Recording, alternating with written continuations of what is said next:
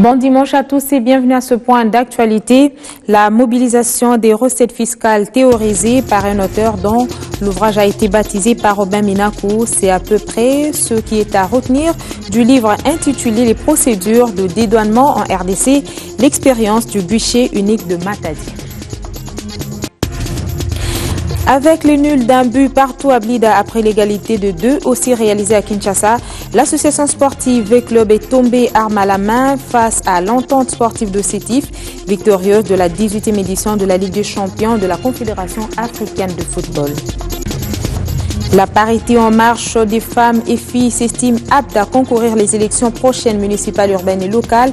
Et pour ce faire, elles viennent de bénéficier des enseignements de la part de la Commission électorale nationale indépendante. Bienvenue à tous. Il y a d'abord cette nouvelle concernant le chef de l'État qui a achevé sa tournée à Béni. Après qu'il se soit entretenu avec des forces vives et heureuse coïncidence, l'armée a réussi à mettre la main sur 2 éléments de ADF Nalu et 3 de leurs complices munis des bombes artisanales au marché de la ville. Erika Smouissi. Des éléments présumés ADF et 3 de leurs collaborateurs ont été présentés ce samedi matin à Béni à la population. C'est le chef de l'exécutif provincial du Nord Kivu qui a procédé à la présentation solennelle de ces éléments à l'hôtel de ville. Takule Mboma et Jamil Moulongo, de la nationalité ougandaise, sont 2 éléments ADF appréhendés par les forces armées de la République démocratique du Congo en poursuite de ces terroristes après le massacre d'Engadi qui avait coûté la vie à une trentaine de civils. Par ailleurs, Fiston, Moya, Aboubakar Gachir et Passion Bati sont collaborateurs de rebelles ADF appréhendés à Béniville par les services de sécurité.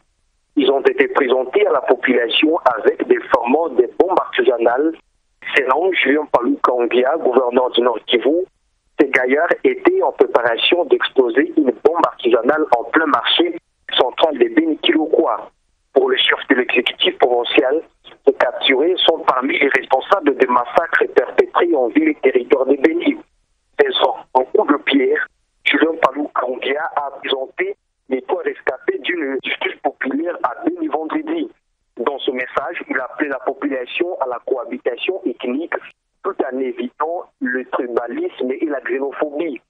Sur place, le gouverneur du Nord Kivu a instruit les services de sécurité pour mettre la main aux intoxicateurs qui veulent, selon lui, verser les policiers dans le panier d'une guerre tribale. Non loin de là, à Goma, le ministre des Infrastructures, Travaux publics et Reconstruction a procédé hier à la visite d'inspection des travaux de modernisation de la voirie urbaine financés par le gouvernement central, le gouvernement provincial et l'Union européenne. La transformation de la voirie de Goma se fait à une vitesse fulgurante. 50 km de route de cette ville sont en pleine modernisation. Le ministre en charge des travaux publics s'en est rendu compte ce samedi 1er novembre. Les avenues du Port et du Lac dans la commune de Goma, Katoyi et Kibarabara dans la commune de Karisimbi, Géomètre et la RN2 Saké sont à l'étape de la finition de la plateforme. La fondation et la couche de base déjà posée, la venue des enrobés ne saurait longtemps tarder à rassurer le délégué de Sobetra Esperel au ministre Kaswechi. Outre ces chantiers financés par l'Union européenne, la ville de Goma retrouve sa coquetterie grâce à des routes construites par la firme Traminco sous financement du gouvernement de la République.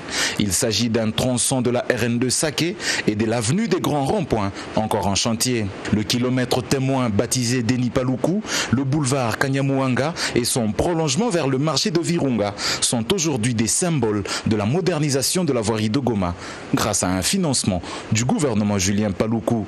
De quoi rendre fier le ministre Kaswechi. Pour lui, les attentes des Gomatraciens sont valablement récompensées. Il faut par moment de douleur d'accouchement pour avoir un beau bébé et c'est cela que la population devra malheureusement de temps en temps comprendre. Ces projets ont été lancés au moment où il fallait rassembler les capacités matérielles et humaines conséquentes ici à Goma, ce qu'on n'avait pas. Il fallait avoir des unités de production de concassés, avoir des unités de production des enrobés pour l'asphaltage, avoir suffisamment de ressources humaines avec une grande expertise. Et puis à cette période-là, malheureusement, vous le savez, quelques temps après, on a eu une insécurité et la rébellion des M23. Et Donc tout cela a quand même ralenti énormément de projets que l'on avait pour mobiliser Goma. Aujourd'hui, nous avons plus de 50 km de voiries qui sont en cours de modernisation. Goma donc aura une fluidité extrêmement bonne. Les 38 km confiés à Sobetra et Sperel, sous financement de l'Union européenne, seront bouclés d'ici 24 mois. Revenons au sommaire pour parler des futures candidates aux prochaines élections municipales, urbaines et locales qui se préparent en conséquence à travers leur présence à une matinée d'information et formation organisée par la Commission électorale nationale indépendante.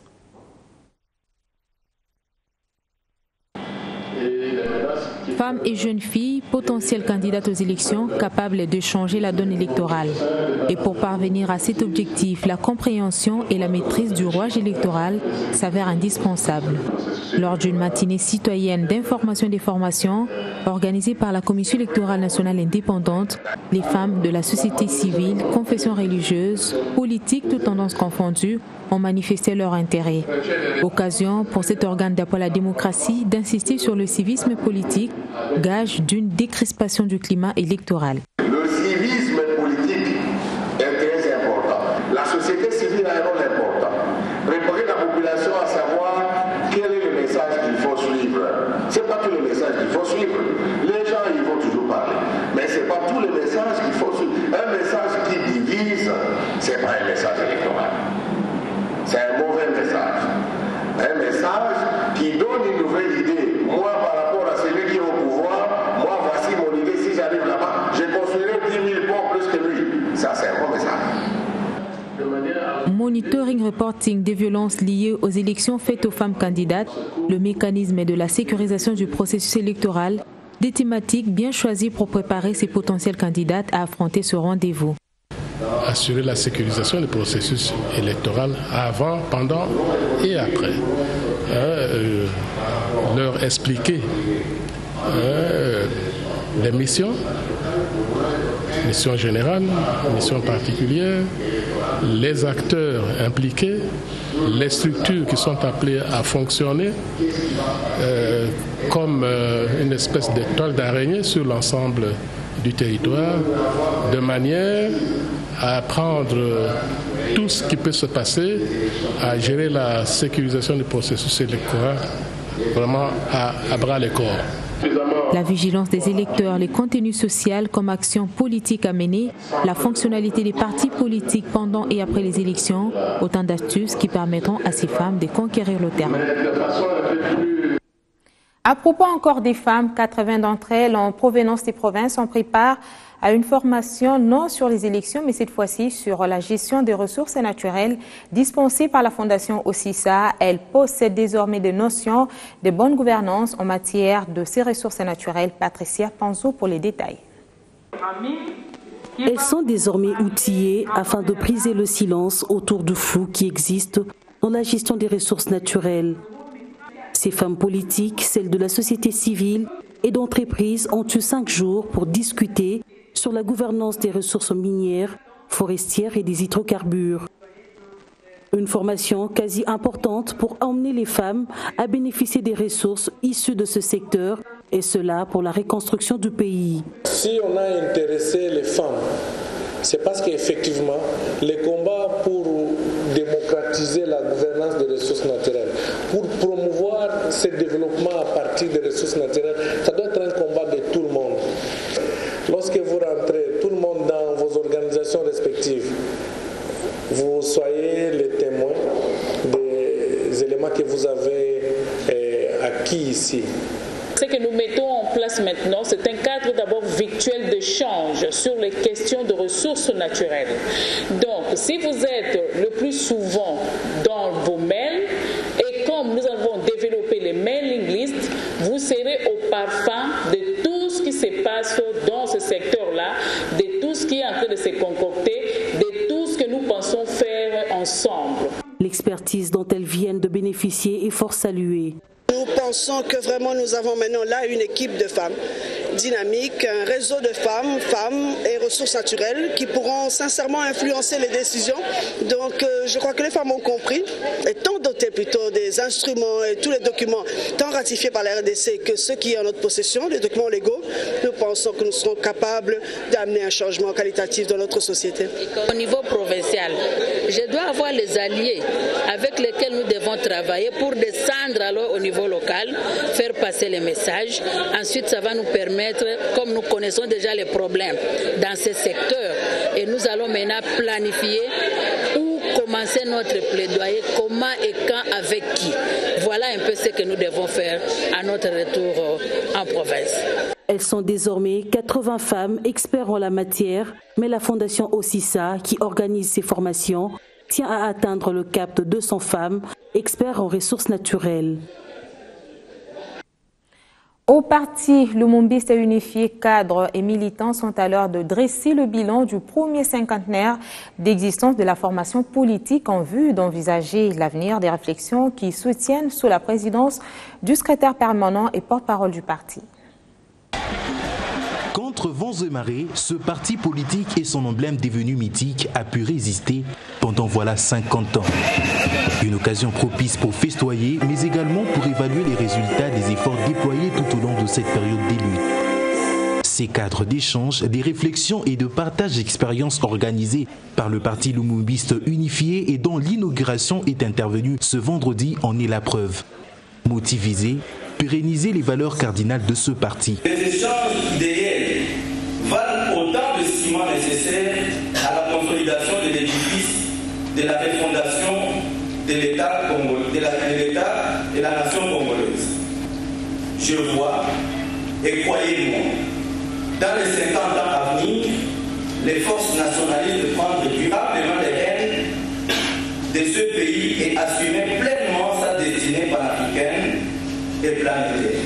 Des formations politiques amies ont été également invitées à cette rencontre. Il est indispensable en démocratie, après 50 ans, de s'arrêter pour voir la marche qui a été suivie. Est-ce que c'est elle qu'on s'est imposée de notre part?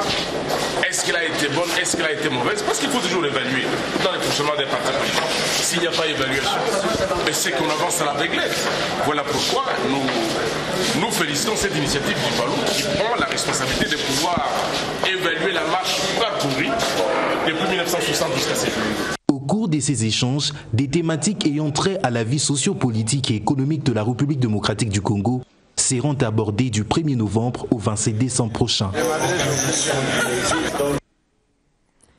S'agissant du secrétaire général de la majorité présidentielle et président de l'Assemblée nationale, il a encouragé un auteur en baptisant hier son ouvrage intitulé « Les procédures de dédouanement en RDC, l'expérience du guichet unique de Matadi » paru aux éditions L'Harmattan.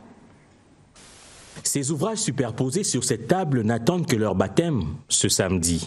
Son intitulé « Les procédures des dédouanements en RDC, l'expérience du guichet unique au poste de Matadi » témoigne à suffisance son rôle dans ce secteur aussi important du pays. La nouvelle logique optionnelle et fonctionnelle inaugurée en RDC en instituant le guichet unique, doublé d'une gestion informatisée des procédures douanières, commande que là où plusieurs services de l'État se télescopaient hier autour d'un même client en le ponctionnant à l'envi, que l'on regroupe et réorganise l'ensemble de la taxation autour d'un seul guichet. Voici son auteur, sous-directeur et représentant, attaché commercial à l'ambassade de la RDC au Kenya et cadre de la DGDA, Alain Tendai dit apporter sa pierre dans l'édifice. Le problème, ce n'est pas plus de savoir si nous avons atteint. Le problème, c'est plus de savoir est-ce que nous sommes capables de pouvoir mettre en place ce qui existe déjà sur le plan de la modernité. Et nous aussi, nous apportons notre pierre de contribution à l'amélioration du système qui est déjà en place.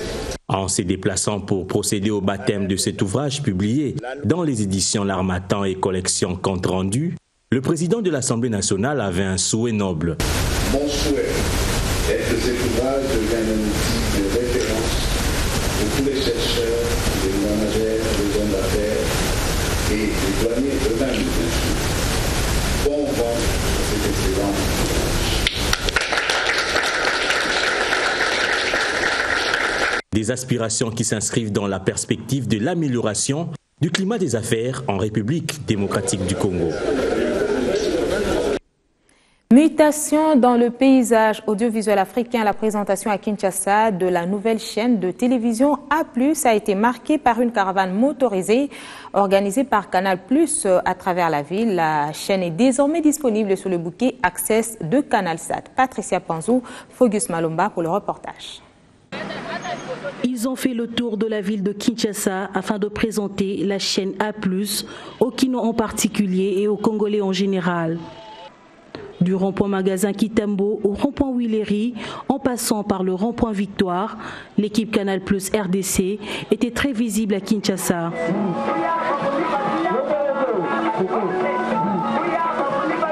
Une occasion pour non seulement parler de la nouvelle chaîne africaine, mais aussi de distribuer des flyers qui expliquent tout le produit disponible chez Canal+. Le but de ce roadshow, c'est de faire voir à la population congolaise l'arrivée d'une nouvelle chaîne qu'on appelle A+, qui diffuse des programmes africains, des émissions africaines, des séries, toutes les séries africaines qu'on connaît, telles que Ma Famille, telles que Les Cocodis de Bochwanga, que tout le monde a déjà regardé. The Wild, que nous connaissons aussi, c'est une série sud-africaine. Donc, tout ce qui concerne le divertissement africain est là-dedans. Canal+ invite donc tous les Congolais à s'abonner. Déjà à partir du bouquet Access, vous bénéficiez de la chaîne A+, cette chaîne de divertissement 100% africaine. La page sportive de cette édition du journal est sombre suite à la défaite hier à Blida de l'association sportive V-Club devant l'entente sportive de Sétif pour avoir réalisé un match nul d'un but partout au retour alors que les Algériens avaient déjà imposé un premier nul à l'aller au stade Père-Raphaël de Laketul à Kinshasa. L'équipe de l'Algérie a ainsi remporté la coupe de la 18e édition de la Ligue des champions de la Confédération africaine de football. Voilà qui met un terme à cette édition du journal. Madame, Messieurs, nous vous disons merci de nous avoir suivis. Bonne suite des programmes sur nos antennes.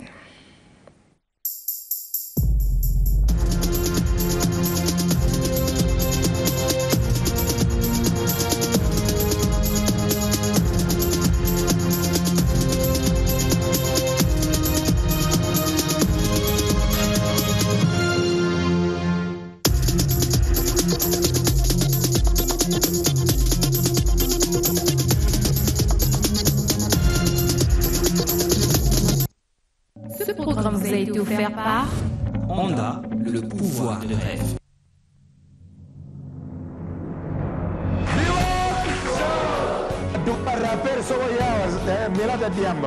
Il y a de ces femmes-là qui ne font pas autre chose. D'accord. Bon, alors les gars, vous avez un petit truc et astuce. Eux-mêmes se placent d'abord dans ce contexte-là, donc ils s'acceptent comme ça. Et aujourd'hui, c'est un autre monde, quoi. C'est un autre monde pour moi. La mode, c'est un monde vraiment merveilleux où tout le monde peut apporter son... C'est bien sûr Youssoufa, SP et Sams. Ils ont accepté notre invitation. On apprend qu'à l'école, dès la 16 ans, vous avez des cours autour de l'éducation sexuelle. Guérir et soulager, 3 mots-clés qui poussent les individus à se rendre à l'hôpital. Madame, Messieurs, bienvenue à cette grande édition du journal. Avant de parcourir l'ossature de ce journal.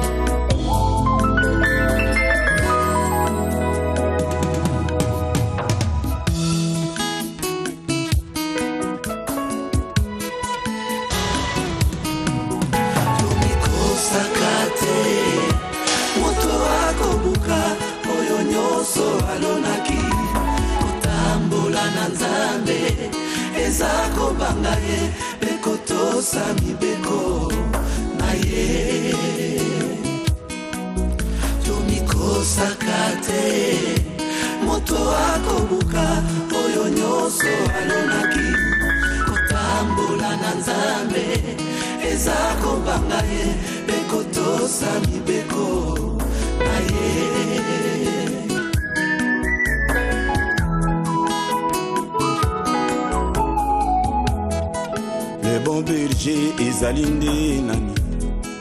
Le bon berger ezali nde Yesu Masia. Papa te bayebi mongongo na ye pe ayebi ya bango. Bayokaka ye bipai nyonso akendeke.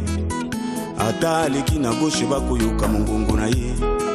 Le bon berger Yesu Masia. Maître Shankutu azalaka na mbwana ye. Mbwa yokaka mongongo na ye pe atosaka ye. Bongo yo mosali na Nzambe bapesi yo responsabilité ya mokili. Ya kokamba biloko nyonso ya mokili koyeba mabe na malamu. Tina nino olingi koyoka mongongo ya le bon berger te. Olingi kosalela kaka bapense ya motema na yo. Otiki koloba liloba okomi na makambo mosusu. Et le grand berger.